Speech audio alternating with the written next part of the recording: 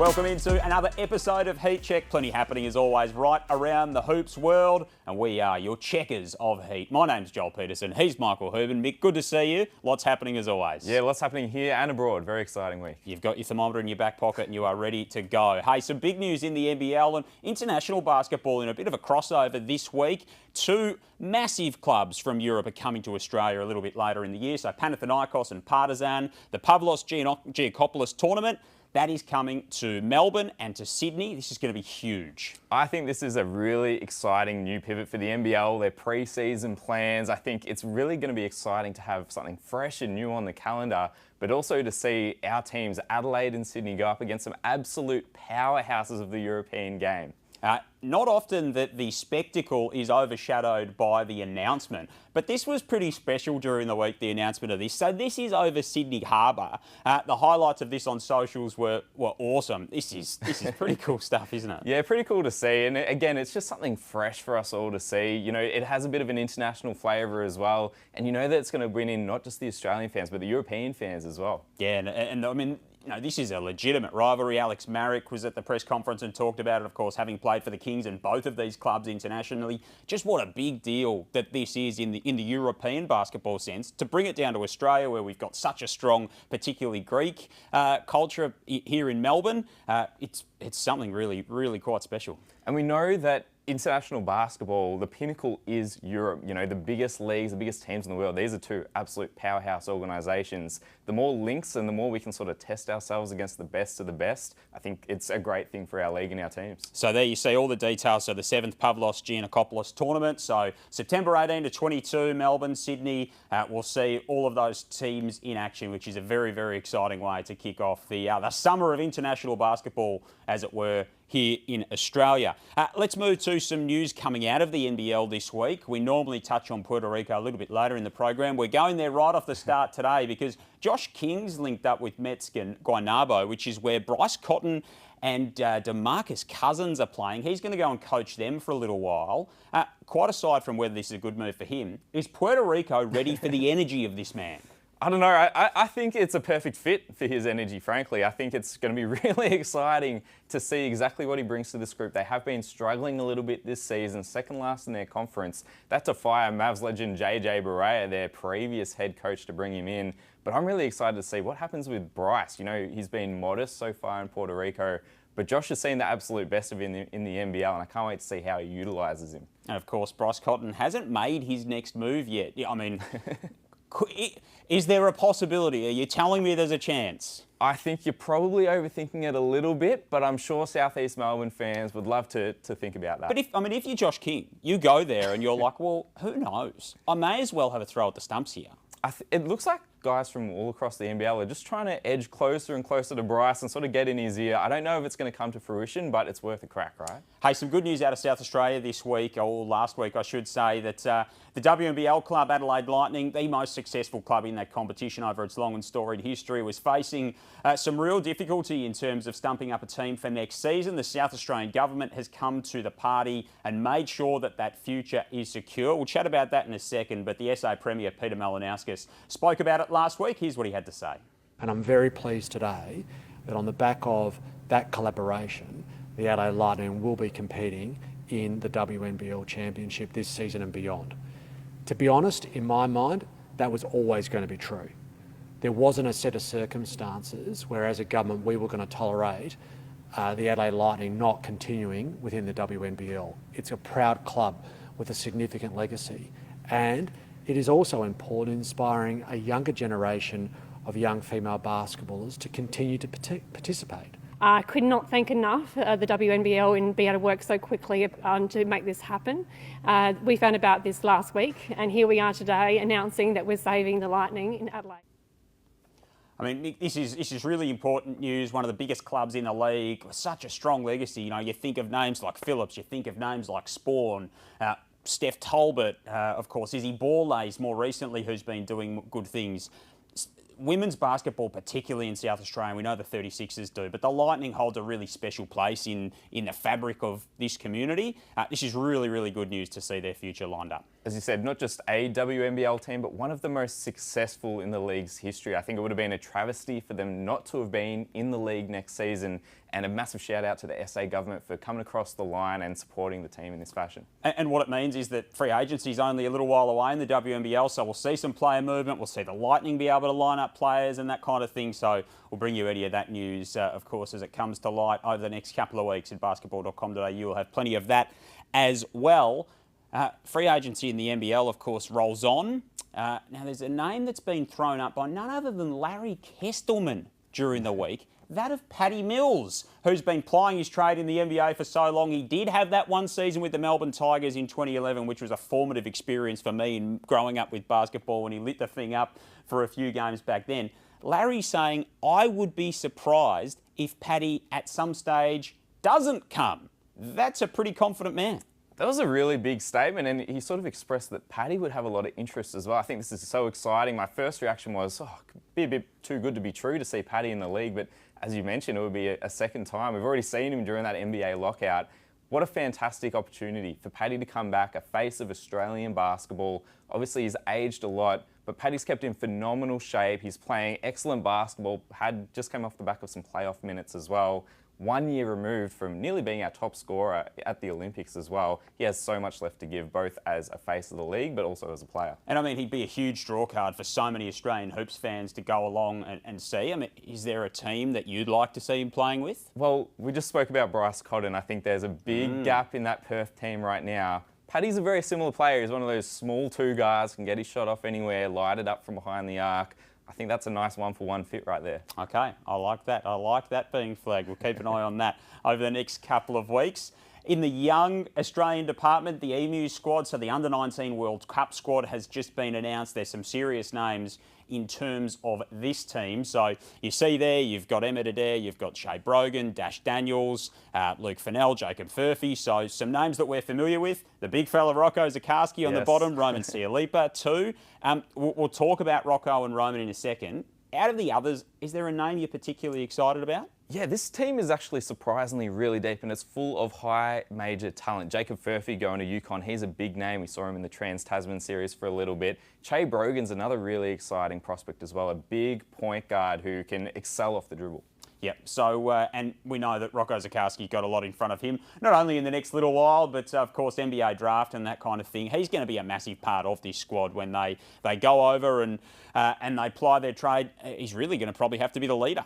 He will be a massive variable for this team, and it's really interesting that you brought it up, Joel, because Rocco might be in or out of this team. When you have a look at the timeline, the draft is on the 26th.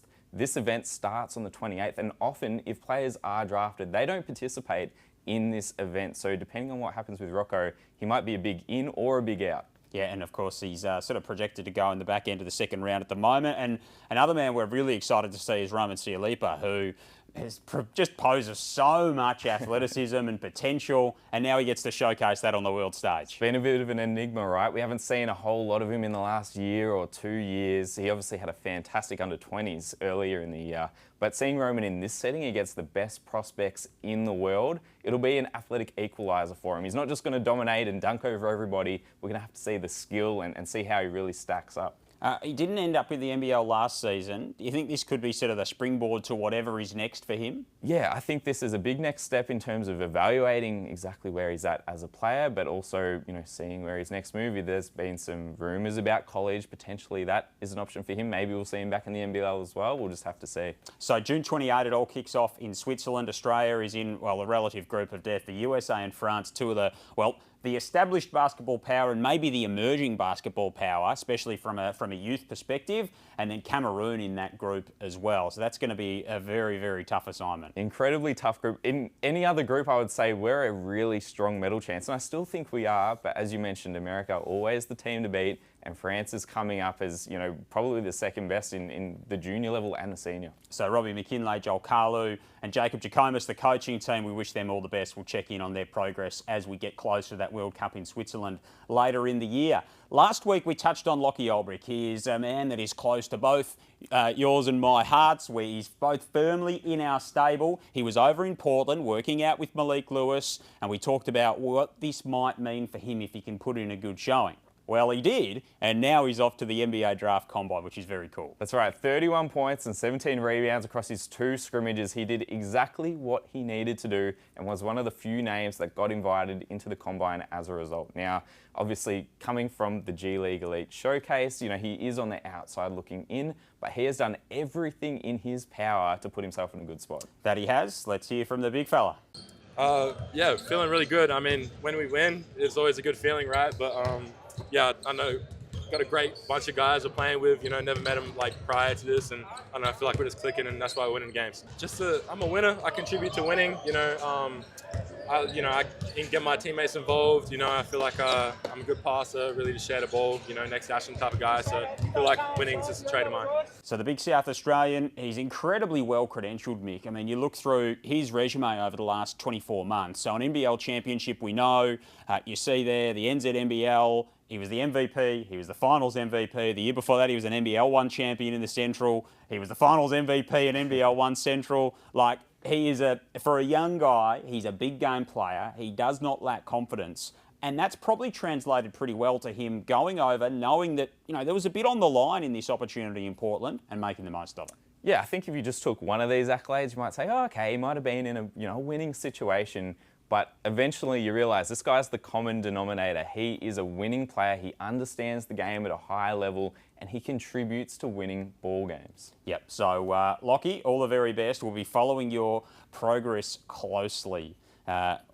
We'll particularly be following your progress very, very closely. He was there with Malik Lewis, who did miss out on an NBA Draft Combine invite. What do you think's next for him? It goes to show how tough it is to really stand out in these settings. He didn't play badly. He had 5, 5 and 4 in the first scrimmage, 12 points in the second scrimmage, but it wasn't enough. And, I'm just doing the maths here. I think there's a lot for NBA teams to like when it comes to Malik Lewis, but when there's 60 guys picked and 75 guys at the Combine, he is on the outside looking in as far as NBA opportunities are concerned. If you were sort of advising him, I mean, is it stick around for Summer League and then sort of see what's next? Where would you be sort of sending Malik at this stage? Yeah, well, as we know, there are so many sort of half opportunities, these 2-way contracts. We don't know what will come out even after the draft has commenced and finished, and if he doesn't get a draft position.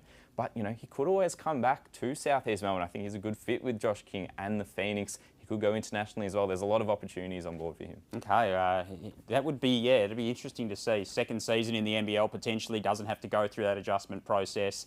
We know he's proven himself playing against mature talent, so keep an eye on Malik Lewis. Another one that's in our stable is Ben Henschel, and now he has been invited to the Combine. He spoke to basketball.com.au recently about the mentality that he's taking into this process. No fear. I mean, the man from WA does not lack for confidence, Mick. He delivered on it last season with the Perth Wildcats, and he could be set for very exciting things. I think as Aussies, we're kind of conditioned, the tall poppy syndrome, right? We don't like a guy speaking with so much self-assurance, but this is exactly what makes Ben as successful as he is. He's uber confident. And when you go into these settings and you're fighting for an NBA opportunity, you need to think that you're not just going to fit in, you're going to excel. I think that is the key to Ben's game, especially as a shot maker.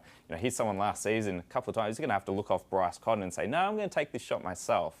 So I think that sort of mentality is going to serve him really well. Yep, he's such a talent. Did some great things, of course, for the Perth Wildcats in their postseason run also. So he's going to be another eye to keep or the name to keep an eye on. You'll be able to do that through basketball.com.au. Everything that happens over at the NBA Draft Combine, we will bring to you here on Heat Check as well. Let's switch our attention to the NCAA portal. Now, this is entirely within your wheelhouse, my man. There is no one better qualified to talk about the NCAA portal than yourself. There's some interesting names in it. We'll take a look at those. If we were a trivia show, this would be your special subject for double points, I reckon. Tell us about some of the names here. We'll talk a little bit more about a few of them. There's some that we've talked about on this show previously. Your man Max McKinnon's on that list. But there's some real talent here that are taking up opportunities through this profile. That's right. For those who don't know, the portal is basically free agency for college. You know, it's free reign right now. People can go wherever they want, as many times as they want, and it keeps getting bigger and bigger every year. This was the biggest, over 2,000 players in the portal. You can imagine the coaches' efforts to try and recruit all those players. It's been a long process, but we've seen some really big names go to some Power 5 programs, some other high major programs, and they're going to be playing alongside NBA level prospects and really high level competition. If they're able to excel at this level, they're pros. Let's talk about the man at the top of the list. Oscar Clough, he's off to the Purdue Boilermakers. We spoke about him on this program a few weeks back now. What does he offer to Purdue? He has so much to offer. He's a big man at 6'11" with a really strong frame. We can see him score inside with great touch and finesse. He's someone that can pass the ball really well, and he's got a bit of sneaky shot making as well from outside that he can put in the bag as well. It's a nice combination. And the opportunity for him to go and test himself at this kind of program that's produced NBA talent, it's produced talent that's played all over the world, it must be really exciting. Yeah, it's really interesting to see the guy sort of jump back and forth between different levels. He started at a high major program, he went down to South Dakota State, put up massive numbers in the college system, and now he moves back up into a Power 5 conference, and we're going to see, can he now hack it at that highest level? A name we haven't spoken about is Jaden Stone. I must admit, it's a name I don't know a lot about. I'm sure that you do.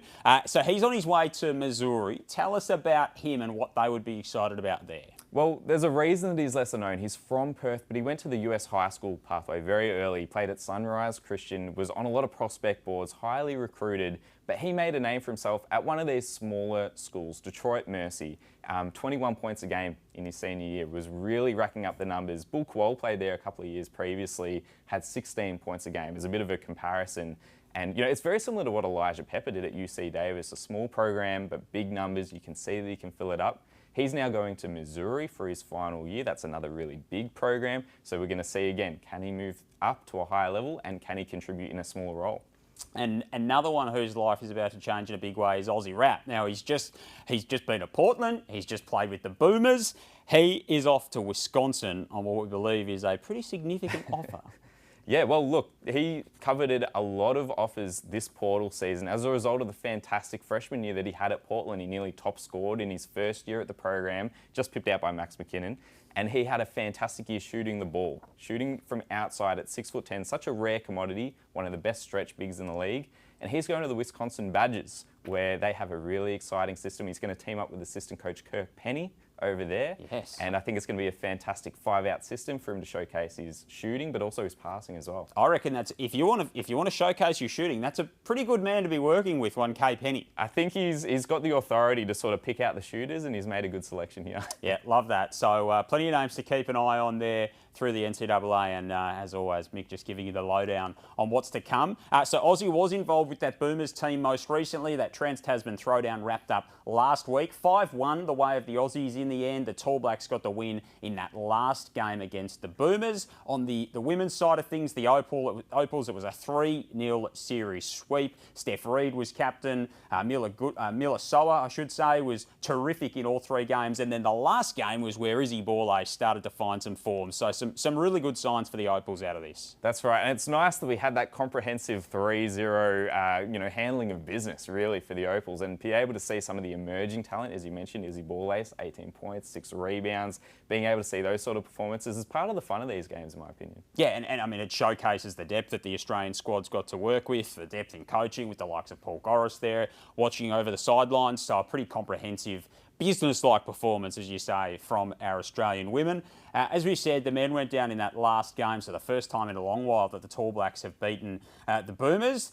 And we thought that Elijah Pepper would continue on his form over this Trans-Tasman Throwdown. He certainly did in the last game. 28 points, led the Boomers in scoring, led the game in scoring. Unfortunately, he came up against FIBA-level Ruben Tarangi, but Elijah had a great series. Yeah, fantastic, right? Just carried over that NBL1 form, and this was probably his best game. 28 points, efficient as well, 9 of 16 from the field. And when he's able to complement that outside shooting with getting to the cup, getting to the free throw line, that's when he becomes that complete 3-level scorer. And another name that we spoke about was on the other side of things in that game. So Taylor Britt, who's headed to the New Zealand Breakers, he's playing for the Canterbury Rams at the moment in the NZNBL. He flirted with a triple-double in this game. So 23, 8 and 9, I think, for him. That was a really impressive performance and gives us a glimpse of what we will see in this coming NBL season. Well, I think a lot of us were a little bit sceptical when he got this full roster spot with the Breakers straight out of the gates. He's only played 20 minutes in the NBL prior to this point. So what exactly are we getting? I think he's put us on notice right now. A very complete performance from him. He was obviously aggressive looking for his shot, but he also facilitated. He was active on the glass. And judging based on that, I think the Breakers are going to get some quality minutes from him. And playing under his head coach at Canterbury in Judd Flavel, who's going to be an assistant coach with the Breakers. So there's a nice little through line there for Taylor Britt to hopefully launch into a big NBL season. Let's head overseas, and one of the biggest names in Australian basketball, one of the biggest people in Australian basketball is Lachie Olbrich, and he's been putting up big numbers as well in Turkey for Manisa. So 35 points in his most recent outing, the second time this season that he's had 35 points. He did it in just 26 minutes on 15 of 18 shooting. It was a dominant performance. 15 of 18 shooting, that is absolutely dominant. Now, we know NBL teams are chasing him, and I'm sure teams all around the world are right now, because his market is peaking. He's just going up and up with every single game. In Turkey, he's dominant. We know as a 7-footer to have his skill, but also his aggression. You know, he's such a dominant player on the inside. I think he's going to be, someone that NBL teams would love to covet, but they're going to have to, cash up the check for him. Yeah, you're going to have to stump up if you want that man, but there's a reason that you go and get him, right? That's right. He's one of the marquee bigs in the league, when he is in the NBL. And we know that, he is someone that can dominate the offensive game at the NBL level and beyond. So to see him back in the league would be fantastic. So 17 and 7, his averages across the course of the season. Another big man that we've seen in the NBL in recent years is Mango Matiang.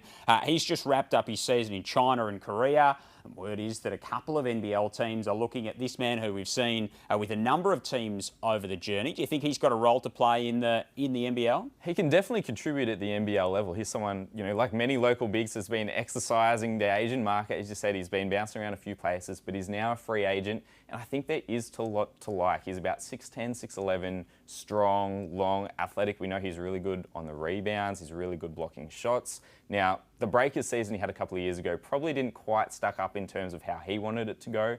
But I think if you're looking at a local big, particularly in a backup role, he's probably one of the premium ones, both in asking price, but also in terms of what he can contribute. Yeah, we know that he rolls hard to the rim. He provides a bit of rim protection on the defensive end as well. So, yeah, another intriguing name to watch before the NBL season. Let's finish with the NBL 1. A couple of big performances coming out of the NBL 1 East over the weekend. Jalen Galloway, great to see him back on the court, first of all, after that injury. So he had 37 in his first game for the Bankstown Bruins.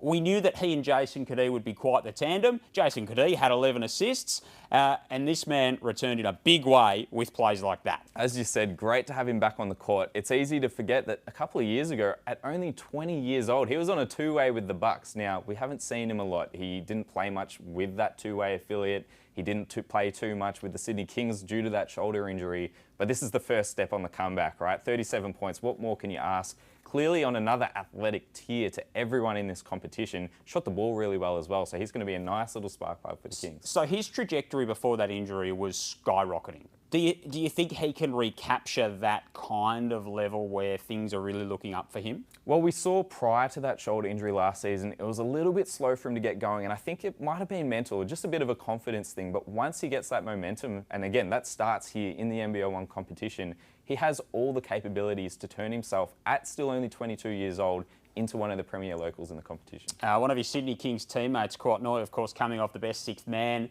award in the NBL. He had a 40-piece for the Sutherland Sharks. They absolutely dominated Newcastle in this game, and we know that he can light it up, and he's doing that again in the NBL 1 East. Yeah, had the green light, tore up Newcastle, especially early in this game, and you can see he's having a lot of fun with it, pulling up from outside, using that big burly body to finish in the paint as well, and having a bit of yap as well, which we always like from Quad. What a shock. What a shock to have a little bit of yap. I just want to shout out as well Jason Spurgeon, who he's playing with, again, another Sydney King, who played 27 minutes in this game, had 21 and 11, and was plus 45. That's pretty solid numbers. That's really incredible and a good sign for him. He's sort of on that verge of potentially playing a rotation role for the Kings, so that is a good sign.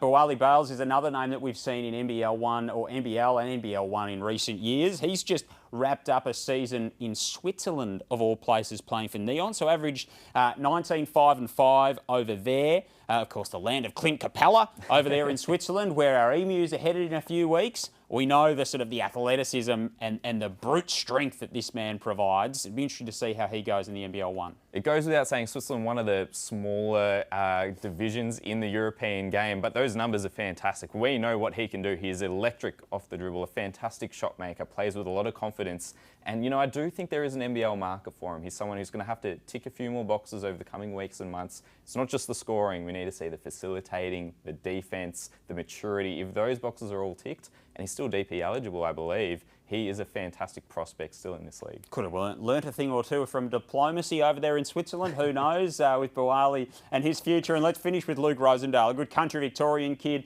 You know, a good story out of the Echuca Pirates program up there on the Murray River. He's plied his trade with Bendigo. He's been a DP with the South East Melbourne Phoenix. He's currently uncontracted. He had 7 threes in the second game of the weekend for Ballarat, 13 for the weekend total. And he is a man who can flat out shoot it. Yeah, Luke is just super dependable. These guys were down 32-51 at one point in this game, but he just kept chipping away, taking those open shots. As I said, finished with 32 points, and they had the massive comeback victory. I think Luke's someone, particularly at his size at 6'5", can oscillate between the 2 and the 3 positions. He is just a really helpful plug-and-play player who I think we're going to see future NBL opportunities for. Do you think there's an NBL opportunity for him this coming season? It's really hard to say. You know, I think he is one of those depth guys, but, you know, particularly as a guy that can come in, you know, maybe as an emergency player when needed, he's just one of those guys that fits in seamlessly.